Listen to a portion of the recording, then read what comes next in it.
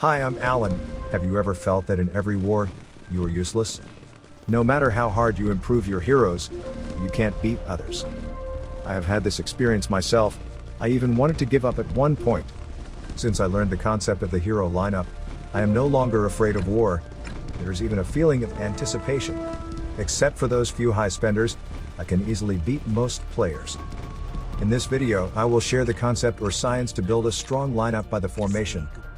Knowing this concept, you will be able to surpass all the low spenders and even some high spenders. Of course, if other players understand this concept, then they may also surpass you. In this video, I will not talk about hero quality, level, and memento coins. I will explain them in other videos. There are two concepts in the formation. First, pick back row attack heroes, the more the better. Second, guide the opponent to attack the designated hero. I call it a substitute. Trust me, more than 80% of players don't understand the concepts. Once you learn it, you can easily surpass them. I'll start with the first concept. Generally, players will set 2 tankers in the front row to absorb damages, and 2 damage output heroes plus a healer or 3 damage output heroes in the back row. Most heroes don't aim, and their attacks and skill are random. Their attacks will end up on the front row tanker. The science is simple. We prioritize eliminating the back row heroes. If we eliminate their back row before our tanks are dead, we win the battle. For example, in this fight, I eliminated all the opponent's back row. He only has 2 tanks left and basically, no damage can be done to me, thus, I've won the battle. There are 4 types of heroes who can prioritize the back row attack. The first type is targeting the lowest agility, they are Kelly and Rebecca. The second type is targeting the lowest health, they are Galland and Kaya. The third type is group damage, they are Benson, Marlon, Quinn, Ogawa, Laurel, and Elaine. The fourth type is targeting the back row, they are Laurel, Marlon, and Blanche. I don't recommend picking the group damage type, especially Quinn. Quinn costs money to get it, but seriously her group damage is too low. A total of 470%, with an average of 94% per person, is lower than normal attack damage. The damage of group damage heroes is relatively low. But don't get me wrong, they can be the best type if you can improve the hero quality to Mystic 3 stars and level 95 and above. For average players, we are really hard to get them into full quality. If you can't improve the quality and level, I recommended picking other types of heroes. I recommend bringing at least 2 or more back row attack heroes, the more the better. If you only bring one, it is difficult for you to quickly eliminate the opponent's back row heroes. For example, this player only brought 1 Blanche. It is a kind of waste. His combat power and level are much higher than mine, but I beat her easily. For the low spender to mid spenders, they can choose the combination of Rebecca and Kelly, with a healer, preferably Elisa. Kelly is a very useful advanced elite hero who is easier to obtain. 2 tanks in the front row, such as Bolton, Coleman, Roland, or Lund. If you have Galland, Laurel, or Benson in Mystic quality and good level, you can consider adding him into your lineup, replacing the weaker tank. Replace the tank slot with Elisa. The possibility of hero combinations is unlimited, and I can't introduce them one by one to you. As long as you understand the concept well, you can match them yourself and try them out in the arena. As for players from mid-spender to high spender after S1, they often use the following superstars combination. Back row is Galland, Laurel, and Kelly. The front row main tanker is Roland, and the second tank varies a lot. It could be Lund, Chen, Harmon, Jesse, Elisa, etc. This combination is invincible, and every high spender is using it. As long as you use it, you can easily beat most players. The top 10 players use this combination in the arena. Some players make slight changes to the combination. For example, adding Blanche, Chen, Suzuki, etc. into the combination. Let's see the fight example 1. I match with a mid-spender with 40,000 more combat power than me. She is using the Vindicator faction, which has an extra 20% damage to my Wildling faction. Although she is superior to me from the look, if you look closely, her lineup is terrible. First of all, Quinn is a poor group damage hero and is negligible. Baron and Max are random attack heroes. They will hit anyone in the front. The only back row attacker is Blanche. It's a pity there is only one. It's really difficult to eliminate my heroes.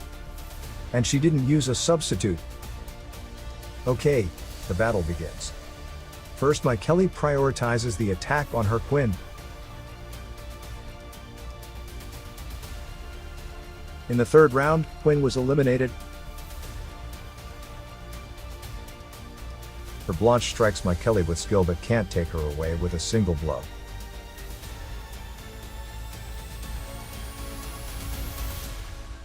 Kelly began to deal with Max.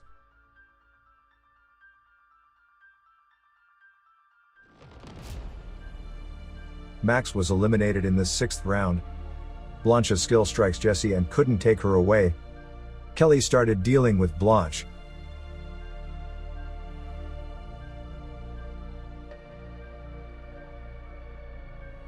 Blanche was eliminated in the ninth round. Her back row heroes are all taken out and basically, I've won.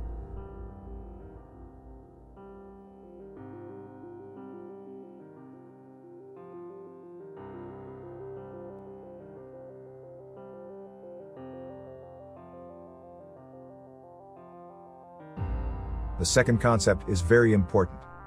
Some players only know the first concept but not the second. That makes a huge difference. This concept is to direct the opponent's attacks to a designated hero. I call it a substitute. Remember the types of the back row attacker? Most players would use Rebecca and Kelly. These two heroes are strong, and they are targeting the lowest agility. It is their strength but also their weakness if we manipulate the agility of our heroes. To prevent our damage output heroes from being targeted, we lower the agility of one of the heroes and make him a substitute. He can be a tank, a front row attacking hero, or a healer. His agility must be adjusted to the lowest among all heroes. How to adjust it? First, upgrade the level of the back row heroes to the highest possible. Remember, you must give priority to upgrading the level of the damage output heroes in the back row. Don't prioritize upgrading tanks. Level 75 to 80 is good for tanks. Look for the hero with the lowest agility. Mine is Laurel, her agility is 691. We have to remember this number. I chose Roland to be the substitute because he is a tank. His defense is relatively high, and he has healing skills. Compared to other heroes, he is the best candidate. First, we have to replace his helmet and armor to the level 5 gears. This is because the helmet and armor increase his agility a lot, so we can't upgrade them much. Level 5 just unlocks the first skill to increase defense. Weapons and necklaces can be maxed out as they do not increase agility. Next, slowly increase the level of the hero.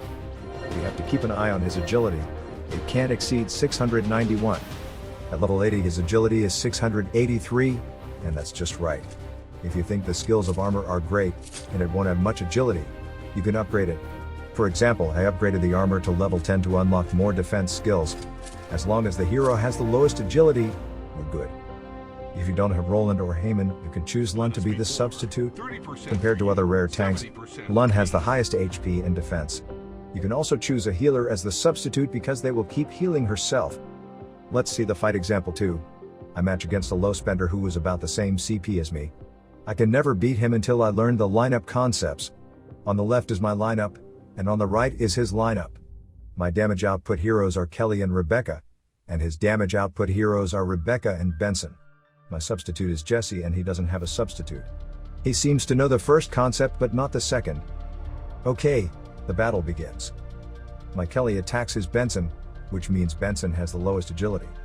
And in the third round, where the first skill attack happens, Kelly eliminated Benson.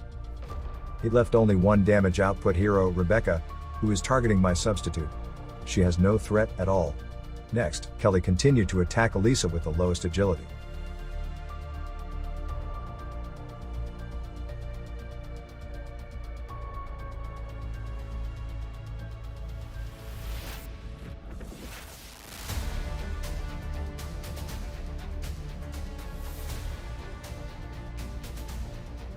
In the ninth round, Rebecca's skill took out Elisa, and our substitute is still alive.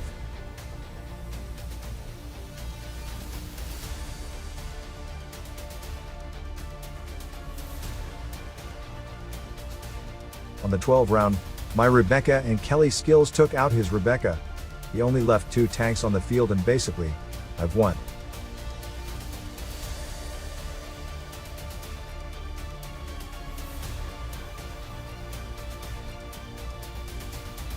In the last example, I match against high spenders with 110,000 more CP than me. Look, she is a high spender.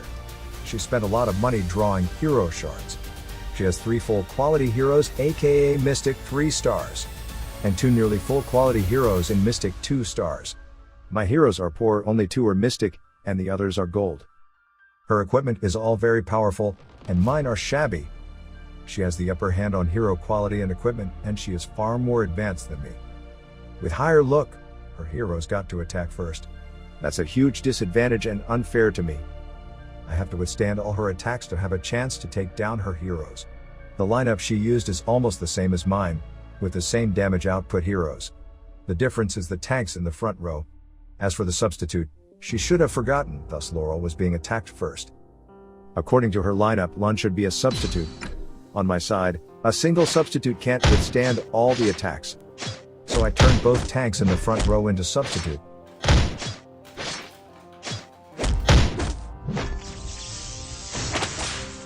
In the third round, my first substitute was eliminated, and I've eliminated her Laurel.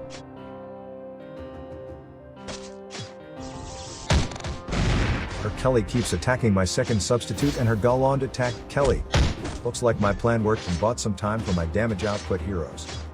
In the sixth round, her Kelly's skill hit on my substitute was wasted. Her Galland successfully eliminate my Kelly. Meanwhile, my Galland eliminate her Galland. Now, she left only Kelly, who was attracted by my substitute. No harm could be done to me, and thus, I won the battle. It's kind of a great achievement because I won the battle with less amount of spending.